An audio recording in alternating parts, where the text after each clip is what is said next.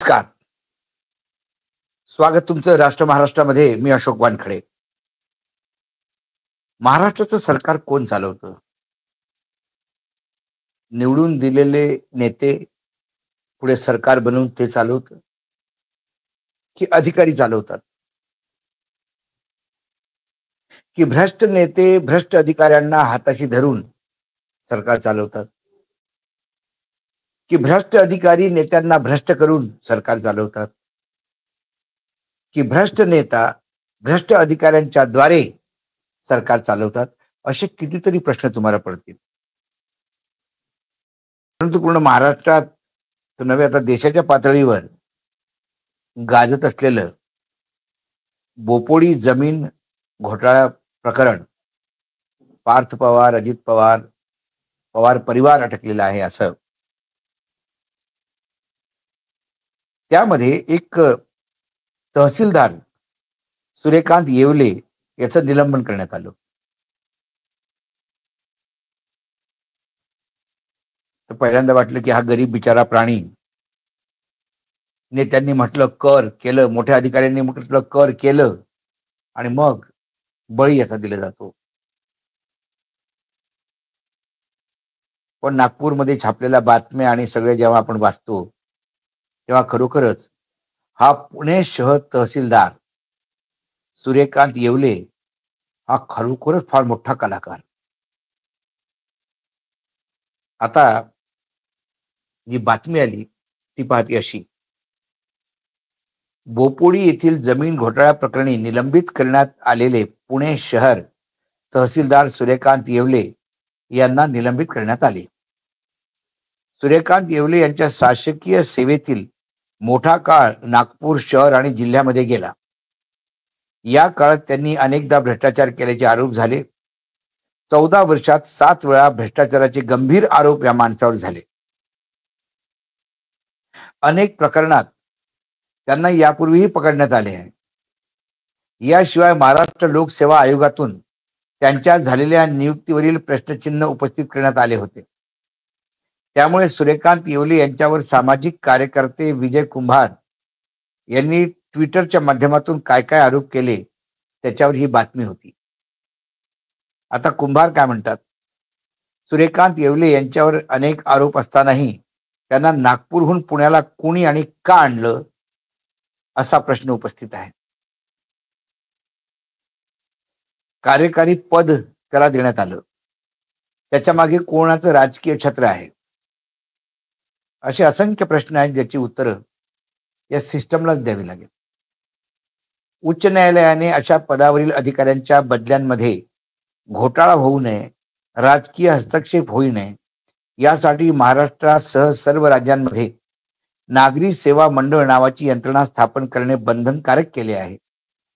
ती यंत्रणा येवले प्रकरणात काय करत होती, हा फार मोठा प्रश्न आहे. की त्या सर्वोच्च न्यायालयाच्या आदेशानुसार निर्माण करण्यात आलेल्या त्या यंत्रणेला डावलून येवलेला पुण्याला कोण घेऊन गेलं? नागरिक सेवा मंडळाने शिफारस केली असेल तर त्यांच्या सदस्यावर कोण आणि कधी कार्यवाही करणार? येवले यांनी 2001 मध्ये MPSCच्या राज्य सेवा मुख्य परीक्षा दिली. त्यांनी 361 गुण आणि अपंग म्हणजे कर्णबधीर असं ते सांगतात, कोट्यातून ते उत्तीर्ण झाल्याने त्यांना नागपूर विभागात 2004 मध्ये नायब तहसीलदार हे पद देण्यात आले. खरं तर ते कर्णबधीर आहेत का? नसतील तर थेट महाराष्ट्रातील पूजा खेडकर प्रकरण ठरलं त्याप्रमाणे यांचे प्रकरण होऊ शकतं. त्याआधी येवले सर्वसाधारण गटातून परीक्षा दिली होती असं ते म्हणतात. 2001चा MPSCचा घोटाळा गाजला. 398 उमेदवारांच्या उत्तरपत्रिका बदलल्या. प्रत्येकाकडून पैसे घेतल्याचे आरोप झाल्यानंतर मुंबई उच्च न्यायालयाने सर्व नियुक्त्या रद्द केल्या आहेत.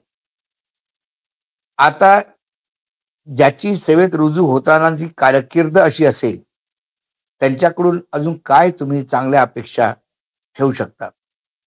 येवले यांना 2011 मध्ये उमरेड नागपूर येथे 10,000 रुपयाची लाच घेताना पकडले. 6 दोषारोपाचे पत्र ठेवण्यात आले, पण चौकशीचा अद्यापही पत्ता नाही. त्यानंतर गडचिरोलीला न हजर राहिल्यामुळे त्यांचे निलंबन करण्यात आले, पण येवले परत रुजू झाले. 2014 मध्ये चंद्रपूर जिल्ह्यात सिरोच्या कोतवाल भरती प्रकरणात प्रत्येकाकडून 2 ते 2.5 लाख रुपये लाच घेतल्याचा आरोप झाला. हा प्रकार कानावर येताच नक्षलवाद्यांनी अशा अधिकाऱ्यांना सोडणार नाही असे जाहीर केले. पुढे 2016 मध्ये त्यांची पुणे विभागात बदली झाली. पुणे जिल्हा पुरवठा अधिकारी मंत्रालयातून लांगे बांधे करून सेवा मिळवली. 2016 मध्ये इंदापूर तहसीलदार म्हणून रुजू 58 सरकारी जमिनीचे अनियमित वाटप वाळू माफियाकडून संगमत, त्यामुळे जिल्हाधिकारी पुणे यांनी त्यांचे निलंबन केले. 14 वर्षात 7 वेळा भ्रष्टाचाराचे गंभीर आरोप, तरी पण हा नेहमी चांगल्या पोस्टवर असतो. प्रश्न असा आहे, आता हा जो येवले आहे हा खरोखरच कलाकार माणूस, आणि या कलाकाराला पुण्यात ठेवणे आणि या कलाकारांकडून ही कामं करून घेणे, का या कलाकाराला अजित पवारच घेऊन आले होते का? कारण पुण्याचे पालकमंत्री आहेत ते.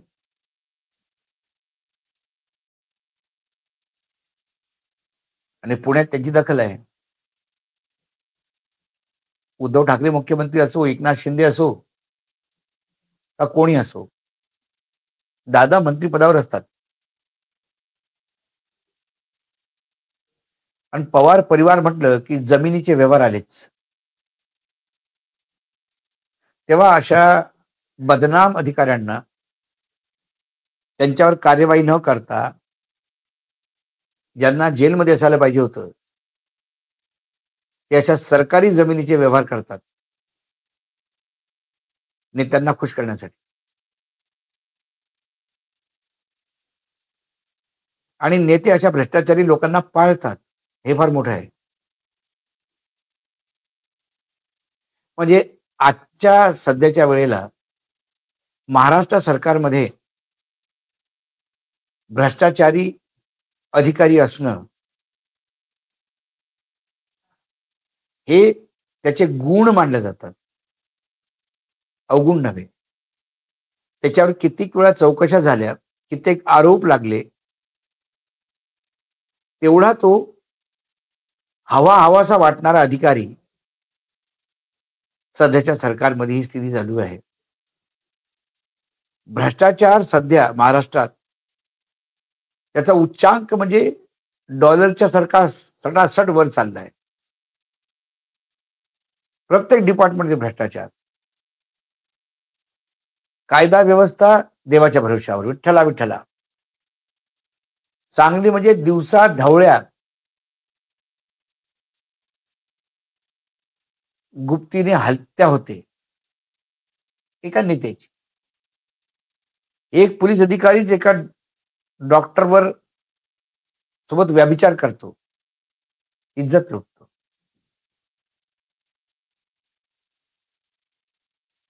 कितीतरी प्रकरण आहेत. नाशिकमध्ये एवढं झालं की मुख्यमंत्र्यांना विशेष ड्राईव्ह चालवावं लागली नाशिकमध्ये गुन्हेगारी खतम करण्यासाठी. पुन्हा तर पूर्ण शहर गुन्हेगारांच्या हवाली ठेवलेलं आहे. आणि जेव्हा पार्थ पवारांचा हा घोटाळा बाहेर आला, तेव्हा एका व्हिसल ब्लोअरनी, म्हणजे जो असा समाजात वावरत असतो आणि त्याचे भ्रष्टाचाराचे प्रकरण पाहत असतो, त्यांनी मला फोन करून सांगितलं, देवेंद्र फडणवीस पहिल्यांदा मुख्यमंत्री झाले तेव्हापासून आतापर्यंतचे माझ्याकडे याच्यापेक्षाही भयंकर झालेले लँड डील्स इतके डिटेल्स आहेत की रोज जरी तुम्ही एक एपिसोड टाकला तरी 365 दिवस चालेल याची मी गॅरंटी घेतो. फक्त पुण्या मुंबईचे म्हणजे पुण्यातले. बाकी ठिकाणी देव जाणे.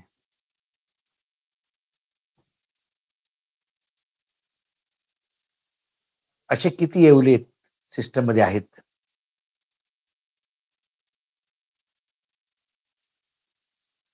आणि सिस्टम येवल्यांचीच आहे.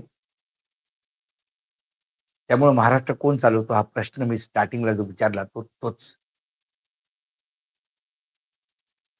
आज रोखोक मध्ये एवढंच. पुन्हा येतो काही विचारसोबत. तो म्हणतो नमस्कार. पाहत रहा राष्ट्र महाराष्ट्र.